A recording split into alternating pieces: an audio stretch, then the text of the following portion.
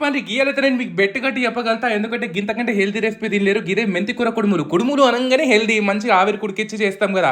అందుకని ఈసారి బియ్యం పిండి కాకుండా మంచిగా మనము చిరుధాన్యాలు ఉంటాయి కదా, అవన్నీ వేసి చేస్తున్నాం అన్నట్టు. సజ్జలు, సామలు, రాగులు, ఊదలు, అట్లనే శనగపప్పు, పెసరపప్పు, మినపప్పు కూడా తీసుకున్నాము. మీరు ఏమన్నా తీసుకోవచ్చు. మనం ఇవన్నీ సర్వోదయాస్ మంచిగా అనే ఇన్స్టాగ్రామ్ పేజ్ నుంచి తీసుకున్నాము. వీళ్ళ వెబ్సైట్ కూడా ఉంటుంది. హై క్వాలిటీ ప్రోడక్ట్స్ ఇస్తారు కాబట్టి మనకు నమ్మకంగా తీసుకోవచ్చు అన్నట్టు. చాలా రీజనబుల్ ప్రైస్ కూడా ఉంటాయి.